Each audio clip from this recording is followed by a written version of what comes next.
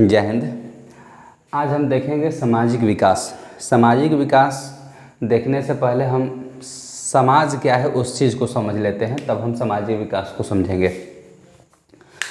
किसी भी व्यक्ति का निर्माण, जो व्यक्तित्व निर्माण होता है, वो समाज के बगैर नहीं हो सकता है, ये हम लोग जानते हैं। और समाज जो होता है वो सर्वप्रथम, अगर मनुष्य की बात की जाए तो मनुष्य की सर्वप्रथम जो सामाजिक अभिकरण है, एजेंसी है, वो घर होता है। इसके बगैर हमारा सामाजिक परिवर्तन नहीं हो सकता है। यूँ कह लें कि मानव का सामाजिक विकास नहीं हो सकता है। सामाजिक विकास तभी हो सकता है जब वो समाज में रहेगा, समाज के कुछ नियमों को जानेगा और उसी के अनुरूप चलेगा। विपरीत नहीं, अनुरूप चलना होगा उसको, तब वो समाज के विकास कर पाएगा। तो समाज आप समझ लिए कि किसी भी मनुष्य को अपना जीवन यापन करने के लिए, सही ढंग से, सही तरीके से चलने के लिए, अपना कार्य करने के लिए या कोई भी कार्य करने के लिए जिन चीज़ों का हम अनुसरण करते हैं उसे ही हम समाज कहते हैं। और सामाजिक विकास, और समाज में रह के अपना विकास कर लेता है, उसे ही सामाजिक विकास कहते हैं।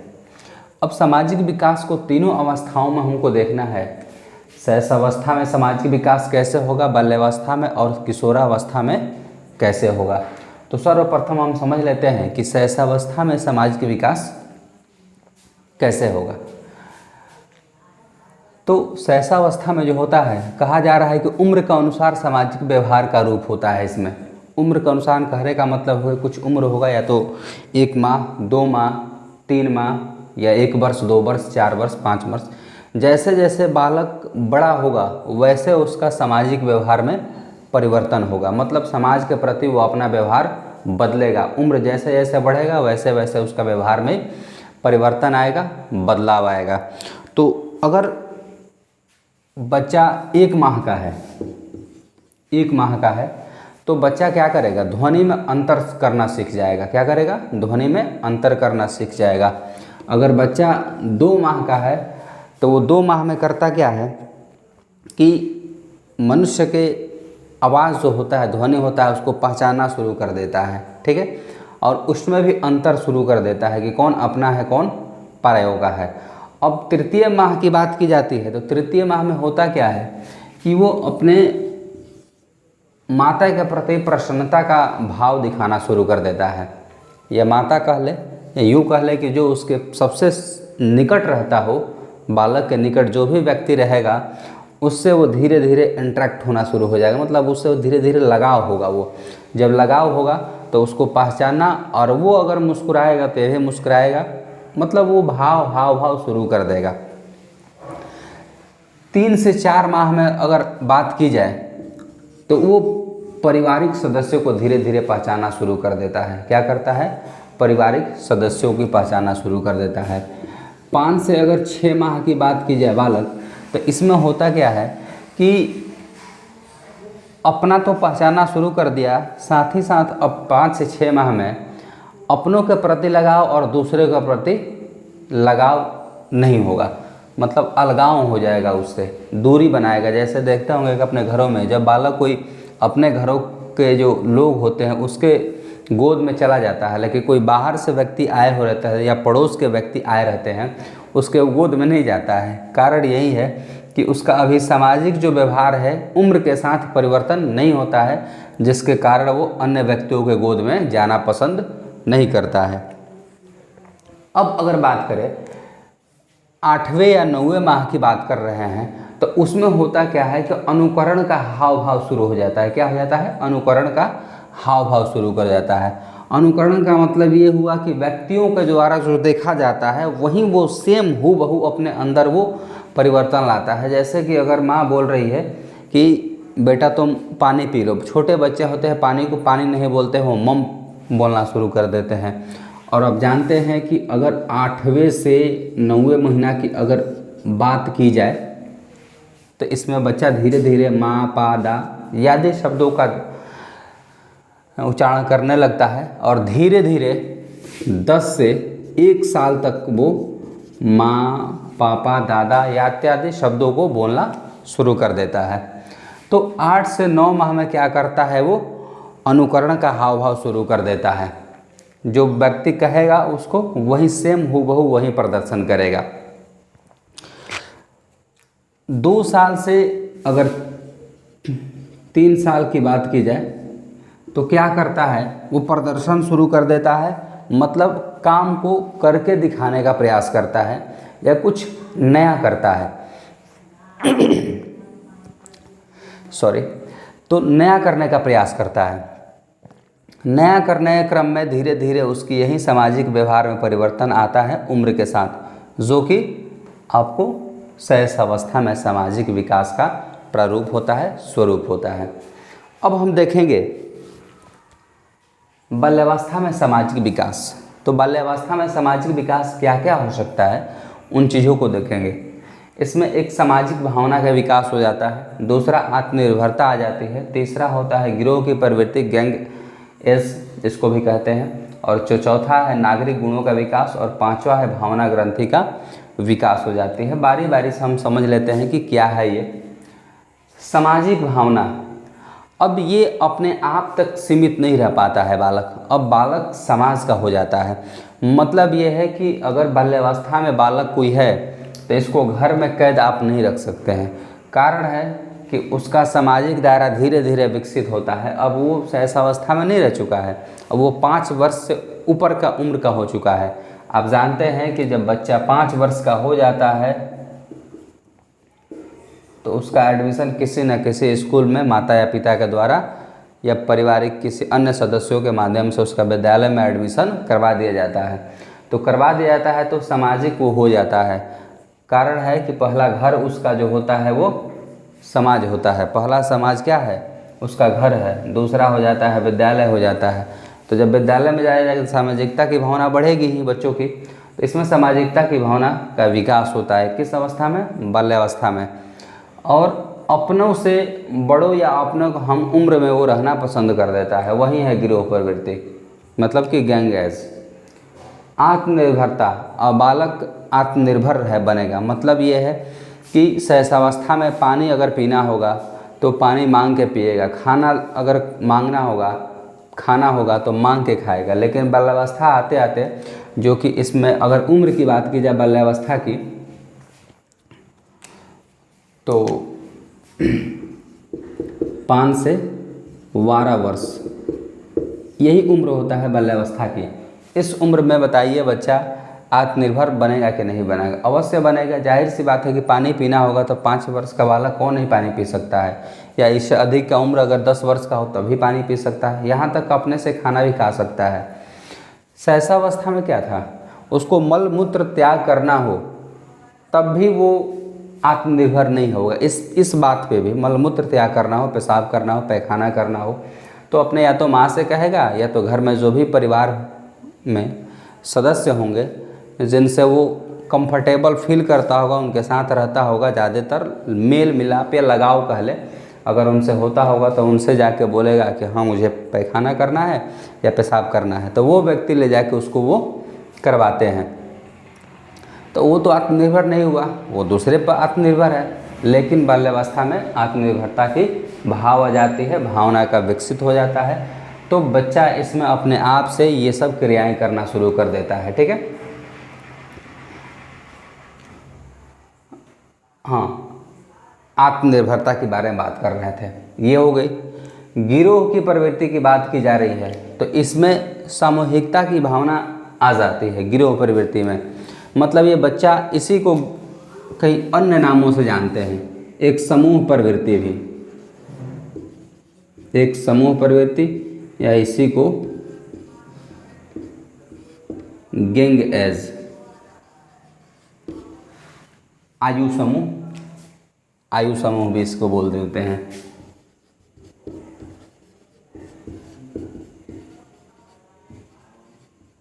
पहले यह प्रश्न बड़ी पूछता था कि आयु समूह किस अवस्था को कहा जाता है, या किस अवस्था में गिरोह प्रवृत्ति पाई जाती है। तो बाल्यावस्था में ऐसे, या फिर गैंग या समूह या आयु, जो भी वो पूछ दे वो किस अवस्था में पाई जाती है, तो बाल्यावस्था में। अब इसमें बच्चों में क्या होते हैं, गिरोह प्रवृत्ति की भावना आ जाती है, गिरोह में रहना शुरू कर देते हैं, समूह में रहना शुरू कर देते हैं, अकेले नहीं रह सकते हैं, ये निश्चित है। उसमें होती क्या है, अकेले इसलिए नहीं रह सकते हैं क्योंकि वो पहली बार घर छोड़ के कहीं बाहर जा रहे हैं। तो बाहर घर पे अभी तक तो वो अपने परिवार के सदस्यों से मिलते जुलते थे और उन तक ही वो सीमित थे, लेकिन जो ही बाहर घर से बाहर कदम रखा बालक, तो बहुत सारे ऐसे उसे व्यक्ति मिलेंगे, नए नए व्यक्ति या नए नए लोग या नए नए उसके साथ बच्चे जो उसके हम उम्र के होंगे या थोड़ा सा अधिक या थोड़ा सा कम। उनमें बहुत सारी ऐसी जिज्ञासाएँ होगी जो या तो अपने परिवार के लोगों से नहीं कह पाता हो, जो अपने उम्र के लोगों से कहने में ज़्यादातर कंफर्टेबल फील करता हो, तो वो कह देता है। तो इसी वजह से कारण है कि उसमें समूह की प्रवृत्ति बढ़ जाती है। नागरिक गुणों का विकास, धीरे धीरे वो नागरिक गुणों का ही विकास शुरू हो जाती है। नागरिक गुणों का कहने से मेरा मतलब है कि उसमें आदत जो होती है वो सुधार आती है और बालक धीरे धीरे क्या होता है, विद्वान बनना शुरू हो जाता है, सुखी रहना शुरू कर जाता है और धनी भी होगा। किस मामले में धनी? पैसा रुपये के मामले में धनी मत समझिएगा, वहाँ ज्ञान का भंडार अधिक हो जाता है, तो ज्ञान का धनी हो जाता है व्यक्ति वो। यही होता है उसमें नागरिक गुणों का विकास।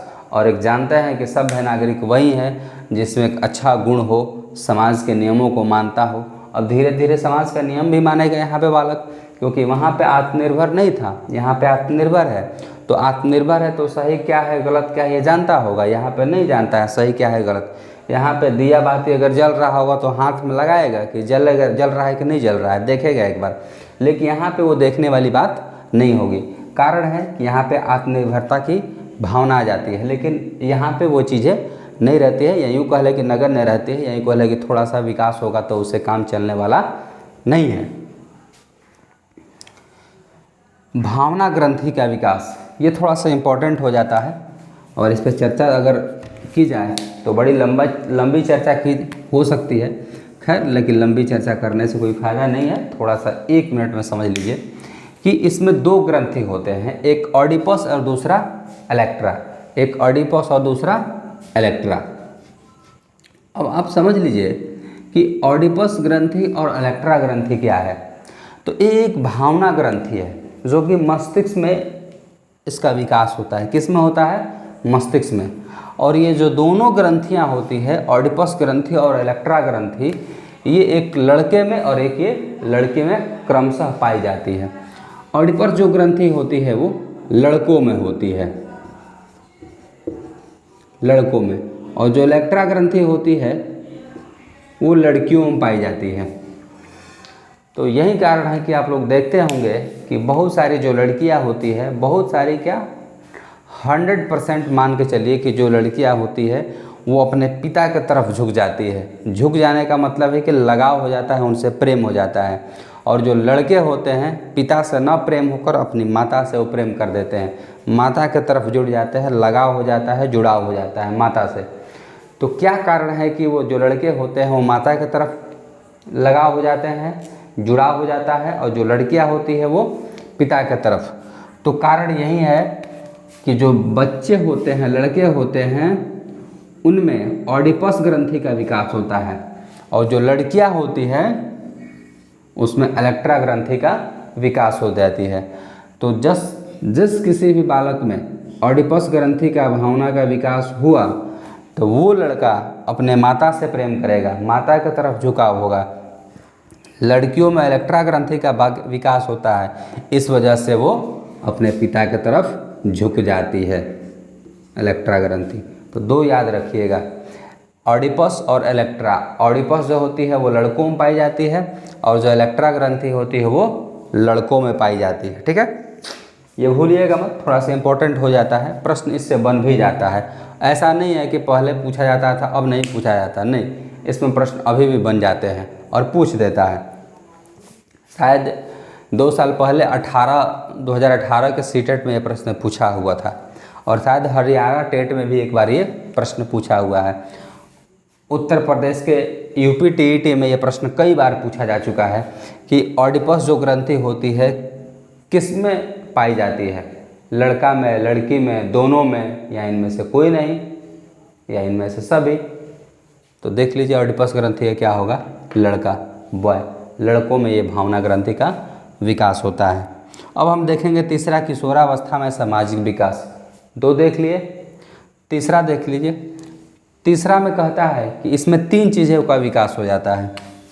एक होता है आत्म प्रेम, दूसरा होता है सामाजिक चेतना का उदय, और तीसरा होता है सामाजिक पहचान। आत्म प्रेम का मतलब होता है कि वो स्वयं से प्रेम करना शुरू करेगा। क्या करेगा?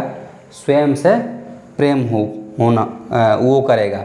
कारण ये है कि इसमें अकेला था, इसमें समूह की प्रवृत्ति आ जाती है, गिरोह की प्रवृत्ति आ जाती है। लेकिन किशोरावस्था एक ऐसी अवस्था होती है और महत्वपूर्ण अवस्था है मानव जीवन की।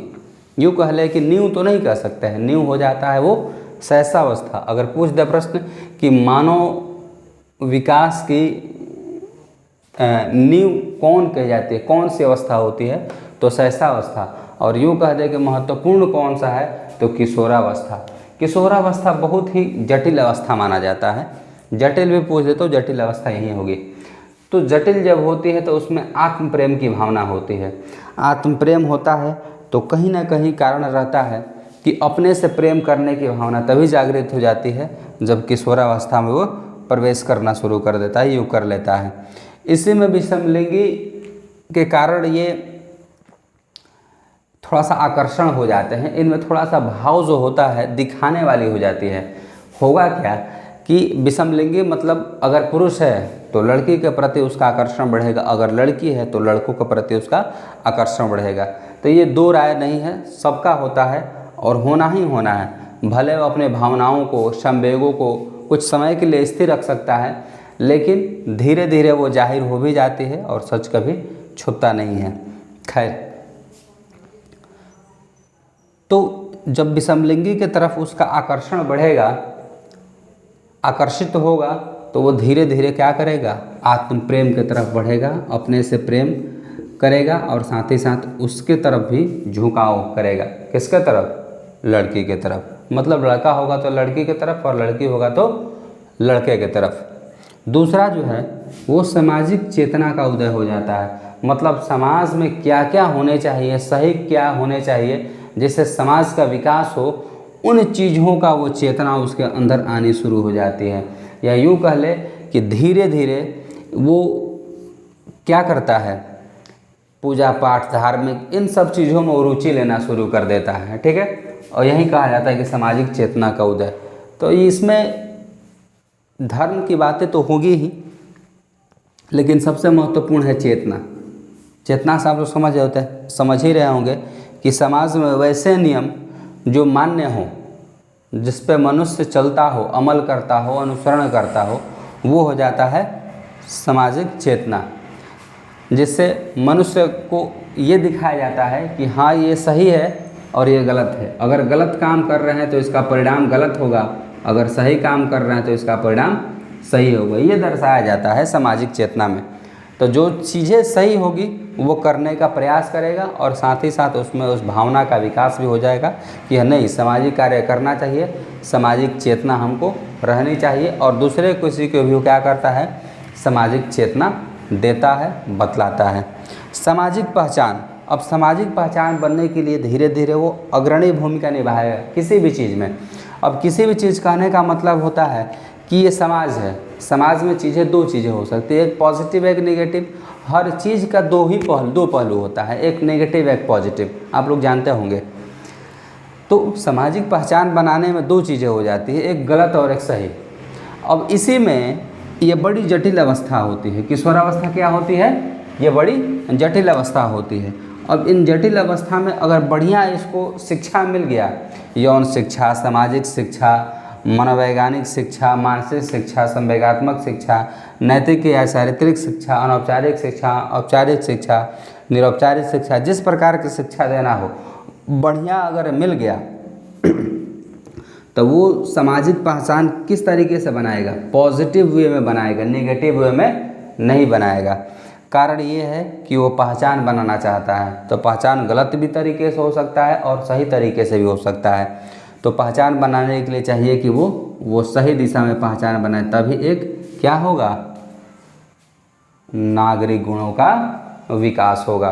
और इसमें भी नागरिक गुण का विकास होता है, लेकिन उसमें हो जाता है तो इस वजह से वो चीज़ें यहाँ पे साइलेंट रहता है। उन चीज़ों का इसमें विकास बहुत कम होता है, थोड़ा मोड़ा बचा होता है तो हो जाता है, लेकिन इन चीज़ों का ज़बरदस्त विकास होता है किशोरावस्था में। मिलेंगे आपको नेक्स्ट वीडियो में, तब तक के चैनल को सब्सक्राइब कर दीजिए, लाइक कर दीजिए, शेयर और कमेंट कर दीजिए। नेक्स्ट जो हमारा होगा टॉपिक होगा 3 आप लोग देख लीजिए, देखे लिए शारीरिक, मानसिक, सामाजिक। अब हम नेक्स्ट क्लास में देखेंगे संवेगात्मक विकास। तब तक धन्यवाद, मिलते हैं नेक्स्ट वीडियो में।